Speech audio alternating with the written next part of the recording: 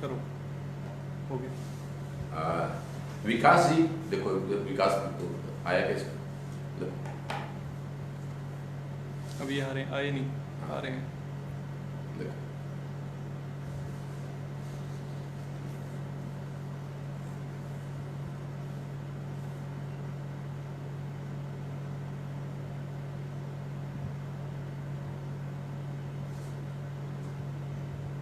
Page पूरा ठीक आ रहा है। हाँ जी।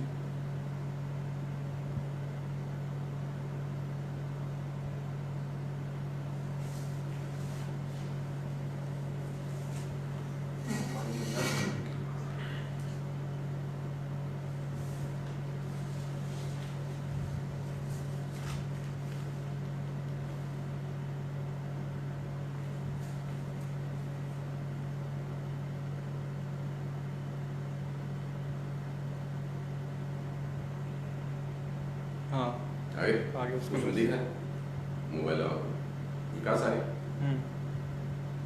विकास जी मेरी वॉइस आ रही है ठीक? बोलिए आप। हाँ नमस्ते सर, बुला रहे हैं।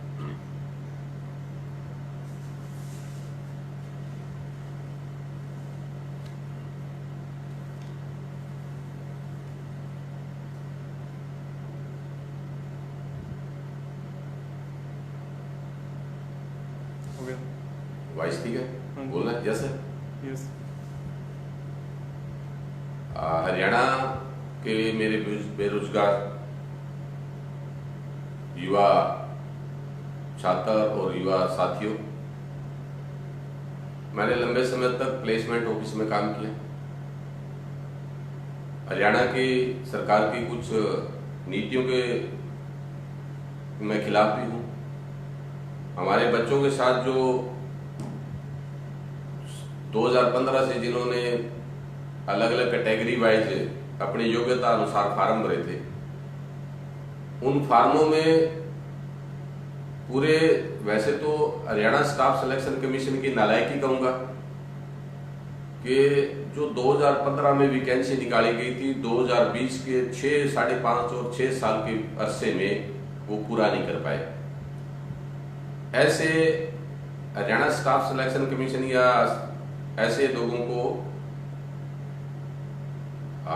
कोई सत्ता में या उनको रखने का कोई औचित्य मुझे नजर नहीं आता। संवैधानिक पोस्ट है, उनके बारे में मुझे नहीं बोलना चाहिए, लेकिन मैं दुख के साथ बोलना मुझे पड़ रहा है। हरियाणा सरकार की जो सीआईडी और दूसरे लोग हैं, हरियाणा के जो खट्टर सरकार के लोग हैं, उन लोगों को भी मैं एक बात कहना चाहूंगा। हरियाणा के मुख्यमंत्री मनोहर लाल जी से मैं अपनी एक बात सीधा सीधा लाइव होकर कहना चाहता हूं कि आपका 5 साल का अरसा से लोग खुश नहीं थे, इसलिए आपको पूर्ण बहुमत नहीं दिया, और जो बेरोजगारों के साथ भद्दा मजाक किया गया, आपने पिक एंड चॉइस का फार्मूला अपनाया। मैं कुछ पोस्टें जिनका नाम बताऊंगा जो हरियाणा सरकार ने भर ली 2015 में। डिप्टी 2015 में जो वैकेंसी निकाली थी और 2019 तक आते आते आपने वो ज्वाइन करवा लिया। जैसे डिप्टी रेंजर है, वाइल्ड लाइफ गार्ड है, ये फॉरेस्ट डिपार्टमेंट की पोस्टें हैं। एग्रीकल्चर इंस्पेक्टर है, सॉइल एंड कंजर्वेशन एग्रीकल्चर विभाग की पोस्टें हैं। फील्ड इंस्पेक्टर है, sub inspector food and supply department के, असिस्टेंट सेक्रेटरी है, टाउन एंड कंट्री प्लानिंग के जेई है, ट्रेसर है, ड्राफ्ट्समैन सिविल है, मंडी सुपरवाइजर और ऑक्शन रिकॉर्डर है, ऑडिटर है। ये कुछ ऐसी पोस्टें हैं जो 2015 में निकली और 2019 के लास्ट में आते आते 2020 के शुरुआत में आपने इनको ज्वाइन करवा दिया। मैं उन बच्चों को मुबारकबाद भी देना चाहूंगा जिनको नौकरी मिली ज्वाइन करके, लेकिन मैं उन बच्चों के साथ खड़ा हूं जिनको नौकरी नहीं मिली, जिन्होंने रिटन टेस्ट क्वालिफाई कर लिया, रिटन टेस्ट क्वालिफाई करके इंटरव्यू क्वालिफाई कर लिया, और इंटरव्यू क्वालिफाई करने के बावजूद भी उनको रोजगार नहीं दिया गया। तो आप सीधा सीधा हरियाणा स्टाफ सिलेक्शन कमीशन की नालायकी तो है ही है, लेकिन मनोहर लाल की कैबिनेट और उनकी सरकार की कार्यपालिका की बहुत बड़ी लापरवाही है, घोर आपराधिक षड्यंत्र है ये। आप मजाक करते हो हरियाणा के लोगों के साथ। ऐसा मजाक कैसे कर सकते हो?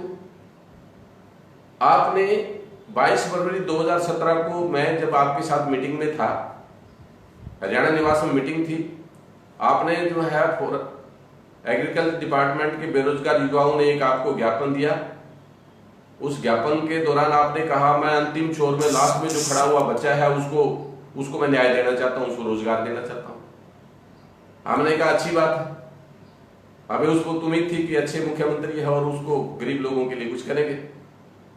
हमने अपने लेटर पैड पे आपको ये एक लिख के दिया सोशल इकोनॉमिक क्राइटेरिया वाला, जिसमें आपने इंटरव्यू के नंबर खत्म करके और 13 दिसंबर 2017 को एक आपने एक्ट पास किया और आपने 13 दिसंबर को उस एक्ट को गजट नोटिफिकेशन कर दिया।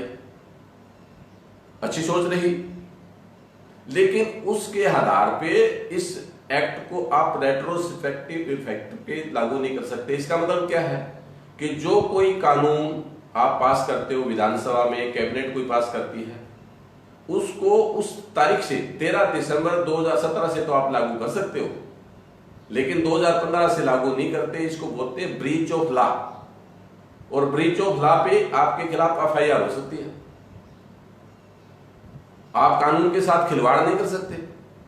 इस देश के अंदर कॉन्स्टिट्यूशन ऑफ इंडिया, भारत का संविधान है जिसने आपको शक्तियां प्रदान की है, आप ऐसा नहीं कर सकते और आप कानून की धज्जियां उड़ाते हैं।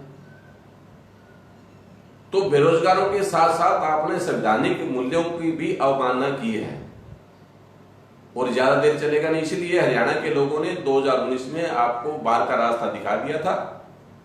ये तो जेजेपी के नालायकी है, दुष्यंत की इनकी, कि दोबारा से आपको मौका दे दिया, ये लोग आपके साथ चले आए।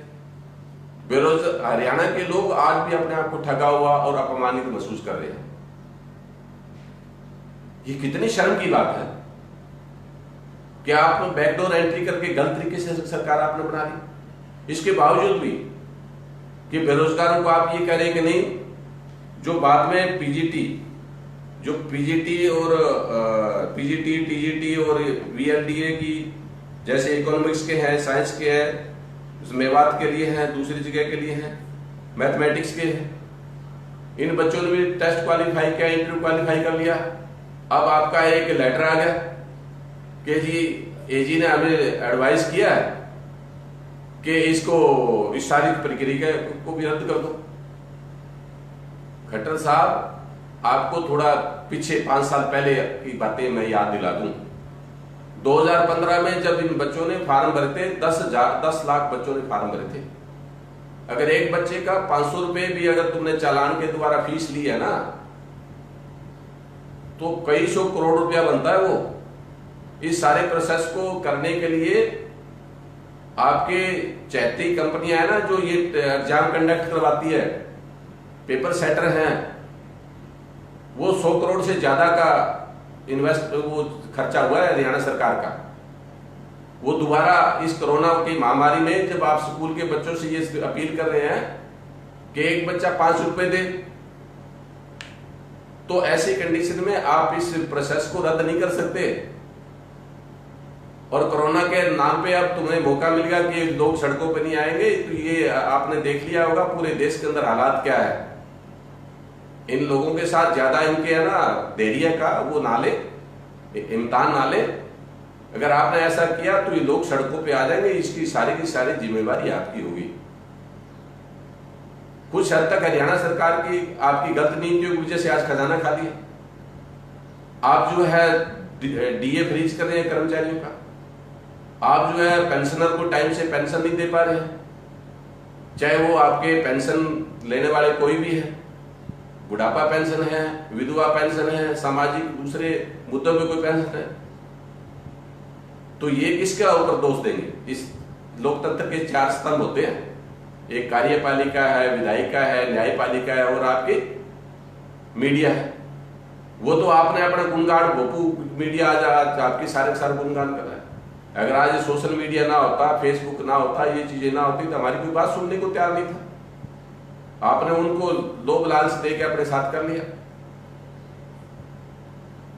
आप इस बात को क्यों बोलते हो कि आसाम के अंदर इन बेरोजगार युवकों ने आसू नाम का एक संगठन बना के सरकार बनाई थी।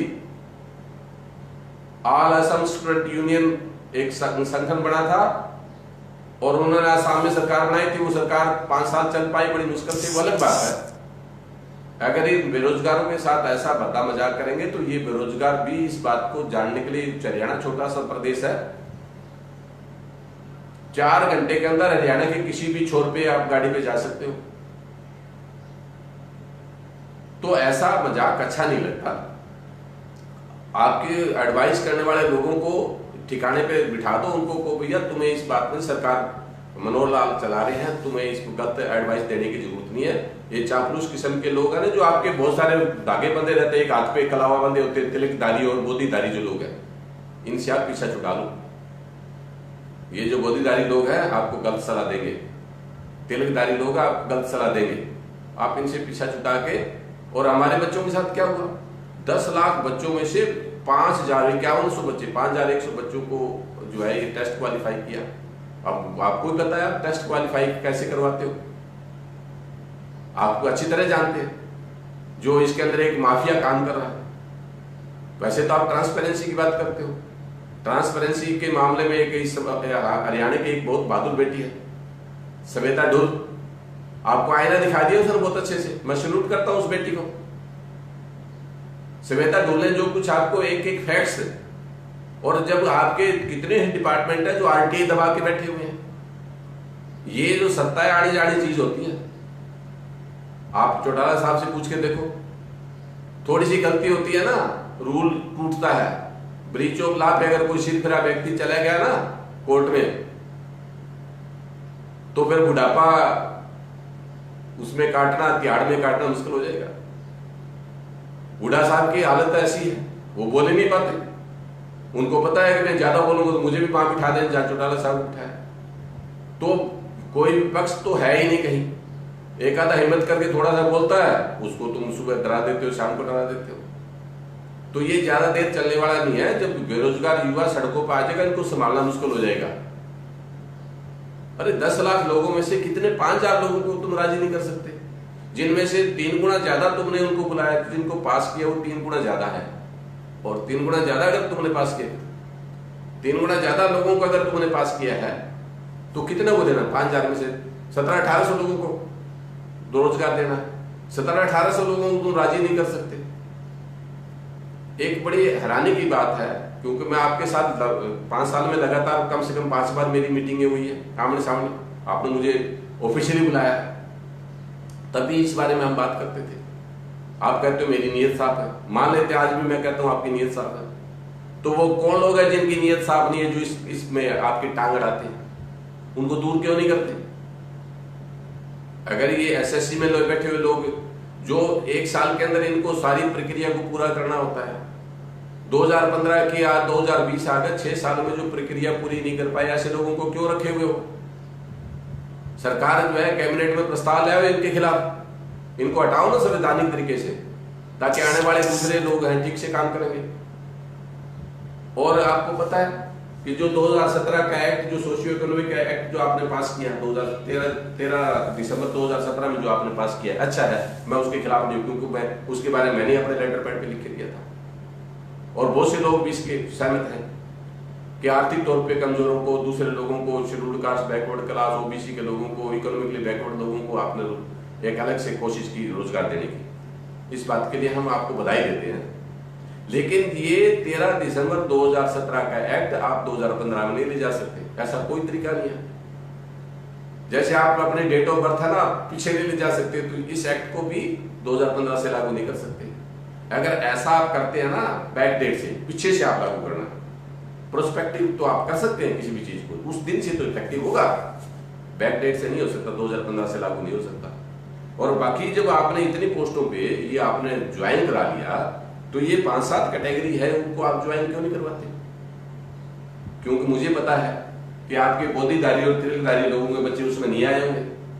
ये थोड़ी सी ठीक ठाक बच्चे जो क्वालिफाई कर गए होंगे, उनको लगता होगा कि ये तो बड़ा गड़बड़ हो गया, हमारे बच्चे तो इसमें आए नहीं, तो क्यों नहीं इसको रद्द कर दिया जाए। अगर ऐसा आपने किया तो आपके विधायक, आपके मंत्री, आपके अधिकारी और आपके है ना सुबह सुबह पार्कों में ड्रिल करने वाले लोग, आरएसएस के लोग इनके निकले फाड़ देंगे। और मैं खास करके बेरोजगार साथियों से एक अपील करना चाहूंगा, क्या कि मांगने से हक नहीं मिलते, संघर्ष करके लड़के हक लिया जाता है। इस देश में वैसे बहुत से योद्धा हुए हैं, पानीपत के अंदर 3 युद्ध हुए हैं, राजपाट के लिए हुए, वो 3 लड़ाइयां लड़ी गई। कुरुक्षेत्र में युद्ध हुआ महाभारत का, नाइंसाफ के खिलाफ लड़ने वाले लोग हैं हरियाणा के लोग, ये इतने कमजोर नहीं हुए। वो ठीक है, आप अपने लोगों को दोबारा चिट्टा बेच के नशे का आदी बना के हमारे युवाओं को, बेरोजगार युवाओं के साथ खिलवाड़ कर रहे हैं। आपके ही लोग हैं, वो आपकी पार्टी के ज्यादातर लोग हैं। सरेआम आपके गृह मंत्री को ज्ञापन दिया है शीर्षा से, हमारे जो है इलाहाबाद से विधायक है अभय सिंह जी ने और बहुत से लोगों ने, कि आपके पार्टी के लोग नशा बेचते हैं। क्या चाहते हो? लोग सड़कों पे आए, आपका घेराव करे, आपके मंत्रियों का, आपके विधायकों का घेराव करें। प्यार से मान लो यार, आप एक संवैधानिक पोस्ट पे, हम आपको संविधान, आप मुख्यमंत्री हैं, मुख्यमंत्री भारतीय जनता पार्टी के नहीं है, मुख्यमंत्री पूरे प्रदेश के होते हैं और पूरे प्रदेश के हर व्यक्ति आपको अपना मुख्यमंत्री मानता है। जब तक इस संविधान पे आपने ओथ ली हुई ना, आप जिम्मेवारी से भाग नहीं सकते। और जो ओ ब्रीच ऑफ लॉ, अगर ओथ को आप तोड़ोगे ना, इसको ब्रीच ऑफ लॉ बोलते हैं, इसकी एफआईआर हो जाती है। और इन युवकों को थोड़ा बताने की जरूरत है, आपके खिलाफ एफआईआर करवाए पाएंगे, ऑनलाइन हो जाती है। बाद में आप गलत करवाते रहना, एफआईआर तो ऑनलाइन हो जाएगी, आपके कमीशन के लोगों के खिलाफ हो जाएगी। आपके जो ये मीडिया के लोग जो आपकी गुणगान करते रहते हैं ना, आपकी बढ़िया बढ़िया फोटो अलग अलग एंगल से छापते हैं, उन लोगों के खिलाफ भी हो सकती है। तो जो पैसा आज बड़ा बिग अमाउंट आप गौशाला में खर्च करें, आपसे पहले क्या इस देश में, इस प्रदेश में गौएं नहीं थी? मुख्यमंत्री यहां और बोल रहे हैं गौशाला को सरकार कब ग्रांट देती थी? इस प्रदेश में बहुत सारे ऐसे जो गौएं थी, इससे ज्यादा होती थी, और उनको बढ़िया, कोई मुझे ऐसी हालत में कभी गौएं दिखी नहीं। जब से आपने गौशाला को ग्रांट दिया, तो आपके अपने तिलकधारी मोदीधारी लोग जो है वो हर गांव में गौशाला खोले बैठे हैं, सरकार का बजट पी रहे हैं, उनका धंधा हो गया ये। तो क्या चाहते हो कि सभी बेरोजगार गौशाला खोले? ये तरीका ठीक नहीं है। और एक बात बताइए कि 2015 में 10 लाख लोगों ने फार्म भरा था, ऐसे बहुत से लोग रहे हुए जिन्होंने फार्म नहीं भरा। 2020 के आते आते 30 लाख लोग ही हो गए। टोटल हरियाणा सरकार की वैकेंसी, टोटल सैंक्शन पोस्टें चीफ सेक्रेटरी से लेके और पीएम तक 4,95,000 जा रहा है। 4,95,000 2019 से लेके 2021 तक 1/3 पोस्टें खाली होंगी। आपका ऐसा staff, Haryana staff selection commission के लोग, मुझे तो लगता नहीं कि 50 साल में ये भर्तियां कर लेंगे। ऐसे लोगों को क्यों आपने रखा हुआ है? इनको भेजो यार, और बढ़िया लोगों को ले लो, अच्छे, हमारे पास आईटी के, कंप्यूटर से, इससे ऐसे पढ़े लिखे, ऐसे पीएचडी स्कॉलर, इन बच्चों को आप दो ना, एसएससी में मेंबर इनको बढ़ाओ, आपको काम करके दिखाएंगे। आपने ये बूढ़ों को, जिनको नालायक लोग हैं, उनको एडजस्ट करने का क्या ठेका ले रखा है? और आज हम जिनकी है ना स्टैचू लगती है, स्टैचू उन लोगों की लगती है जिन्होंने लीक से हटके कुछ काम किया है, बिना विचारधारा के। दीनबंधु सर छोटू राम की स्टैचू लगी हुई है, बाबा साहब डॉक्टर भीमराव अम्बेडकर की स्टैचू लगी हुई है, महात्मा ज्योतिबा राव फुले की स्टैचू लगी हुई है, पंडित जवाहरलाल नेहरू की स्टैचू लगी हुई है, महात्मा गांधी की स्टैचू लगी हुई है। क्यों?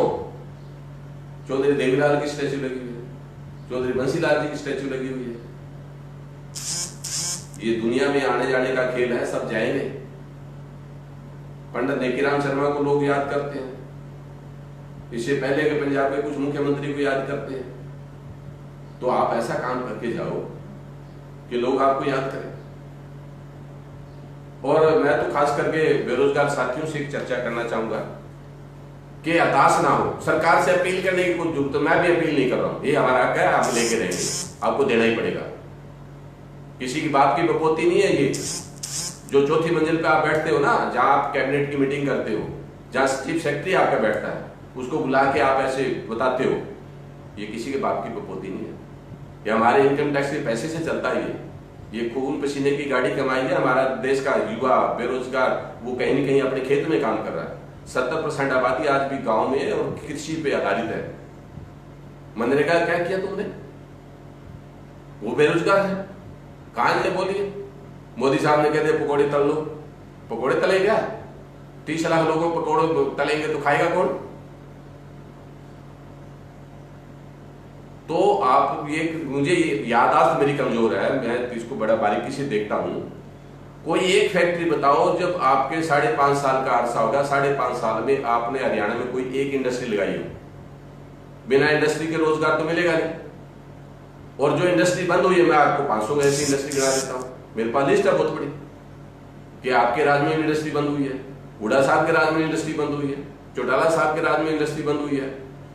2000 से लेकर 20 साल में कोई एक फैक्ट्री का आप नाम नहीं ले सकते जो फैक्ट्री नहीं लगी हो। तो रोजगार कैसे मिलेगा? 30 लाख युवा बेरोजगार है जो पढ़े लिखे हैं, जिनके पास डिग्री है कम से कम, वो इकोनॉमिक्स में पीएचडी है, एमफिल है, दूसरे सब्जेक्ट में है, बीटेक एमटेक है, बायोटेक्नोलॉजी से है, मेडिकल साइंस से है, एमएससी है। और वो बच्चे हैं जो यूनिवर्सिटी टॉपर भी हैं, उनको छोड़ के क्या तरीका है आपके पास भाई? जो यूनिवर्सिटी टॉपर है वो आपका टीजीटी क्वालिफाई ना कर पाए और दूसरे क्वालिफाई कर जाए जिनका मार्क्स कैसे वो किया है, मुझे तो समझ नहीं आई। इसका मतलब कोई एक माफिया है जो काम कर रहा है, जो एग्जाम सेंटर को पूरे को कर देता है। तो ये चीजें थोड़ी ठीक नहीं है। और जो साथी मेरा ये जो भी लाइव है फेसबुक पे, उनसे मेरा एक अपील है, मैं आपसे अपील कर सकता हूँ, बेरोजगार साथियों से, सरकार से मैं कोई अपील नहीं करूंगा, कि 30 साल पहले आसाम में ऐसे हालात पैदा हुए थे। आसाम में जब आप छोटे कई बच्चे ऐसे होंगे जिनका जन्म ही नहीं हुआ होगा। आसाम में बेरोजगार युवाओं ने एक संगठन खड़ा किया, ऑल असम स्टूडेंट यूनियन, आसू। और उस आसू ने क्या किया कि कांग्रेस और बीजेपी सब सरकारों से नाराज थे वो, उन्होंने अपना संगठन बनाया, राजनीतिक पार्टी रजिस्टर वाली, और उन्होंने अपनी सरकार बना ली अगले टेन्योर में। अभी 4.5 साल इस सरकार के हैं, 4 साल है। कोशिश करो, लड़ाई लड़ो, सड़कों पे थोड़ा आना होगा, कोरोना को थोड़ा सा बंद हो जाएगा, सड़कों पे आके देखते हैं। नहीं तो 24 में आते आप अपनी सरकार बनाओ, इनको दिखा दो आईना कि तुम्हारे बाप की बपोती है क्या, हर बार तुम ही मुख्यमंत्री बनो या मंत्री बनो या एमएलए बनो, विधायक बनो। और खास करके ये जो बीजेपी और जेजेपी के जो जाजा विधायक है ना, 10 लाख बच्चे जिनके साथ ये हुआ, ये फेयर नहीं है इनका। अभी मैं टेस्ट भी फेयर नहीं मानता, लेकिन बच्चों ने मेहनत किया, ये मैं भी फेयर। हमारे बच्चों ने मेहनत की, जिन्होंने टेस्ट दिया वो ईमानदारी से टेस्ट दिया और वो मेहनत करते हैं। लेकिन जब बच्चों को 5-5 साल तक रिजल्ट ही नहीं दोगे तो उन्हें विश्वास उठ जाएगा इस व्यवस्था से। न्यायपालिका क्या हालत है? केंद्र सरकार के बारे में आपके chief justice, 4 chief justice Bharat सरकार के चीफ जस्टिस आगे क्या कहते हैं कि सब कुछ ठीक ठाक नहीं है। न्यायपालिका के अंदर एक ऐसा, मुझे बताओ खट्टर साहब, ईमानदारी से जानना चाहता हूं, कोई ऐसी भर्ती आपकी स्टाफ सिलेक्शन कमीशन की जो हाई कोर्ट में चैलेंज ना हुई हो? कोई एक बताओ प्लीज। मेरी यादाश्त हो सकता है कमजोर हो, मैं पेपर आजकल कम पढ़ता हूं, गलती से कोई ऐसी होगी हो। कोई वैकेंसी है पीएम से लेके और किसी भी लेवल की, कोई एक भर्ती। हर बार जब आपको इस बात से डरने की जरूरत नहीं है कि जो मर्जी तुम कर लो, हाई कोर्ट में चैलेंज तो होगा। इसका मतलब क्या आपकी भर्ती प्रक्रिया ठीक नहीं है, स्टाफ सिलेक्शन कमीशन के लोग ठीक नहीं है, फेयर नहीं है, ट्रांसपेरेंट नहीं है, लगता नहीं है। हो सकता आप ठीक कह रहे हो कि ट्रांसपेरेंट है, मान लेता हूं। अगर ट्रांसपेरेंट है तो लोगों को विश्वास भी तो होना चाहिए, दिखना चाहिए ना ट्रांसपेरेंसी। शीशे के अंदर कई बार हम अपना चेहरा देखते हैं, साफ नहीं दिखता, शीशे को साफ करते हैं। हमारे फेस सामने जैसा होता है वो वैसा चौथा मेरा जैसे फेस आ जाएगा। आप अगर बिल्कुल ट्रांसपेरेंट है तो दिखाओ ना, कपड़ा मारो उस पर, कहो भाई मैं बिल्कुल ठीक हूँ, मेरी सरकार ठीक काम कर रही है। ठीक काम कर रही है, तब तक 2015 की वैकेंसी अब तक फिलअप क्यों नहीं होगी? जब इंटरव्यू दे दिया, टेस्ट क्वालिफाई कर लिया, रद्द करने की जरूरत क्यों पड़ रही है? ऐसे लोगों की बात क्यों मानते हो जो आपके छिछालेदार करवाए, आपके खिलाफ जिंदाबाद मुर्दाबाद के नारे लगे, सड़कों पे लोग आए। और जब जाना एक हम स्टूडेंट थे, शहीद भगत सिंह और उधम सिंह की जयंतियां मनाते थे, उनका शहीदी दिवस मनाते थे, नारे लगते थे, हम नारे लगाते थे उस वक्त, जब तक भूखा इंसान रहेगा धरती पर तूफान रहेगा, इनकलाब जिंदाबाद, इस टाइप के नारे हम लगाते थे। युवा शक्ति जिंदाबाद, छात्र मोर्चा जिंदाबाद, इस टाइप के नारे लगते थे। आज का विद्यार्थी है नहीं, आज युवा है नहीं क्या? आज भगत सिंह की विचारधारा है नहीं क्या? आज कार्ल मार्क्स की विचारधारा है नहीं क्या? आज जो है बाबा साहब की विचारधारा काम नहीं करती क्या? आज तो सोशल मीडिया का युग है, लोग ज्यादा जानते हैं, ज्यादा जानते हैं तो ज्यादा सड़कों पे आएंगे, ज्यादा सड़कों पे आएंगे तो लाठी और गोली से आप नहीं पाओगे।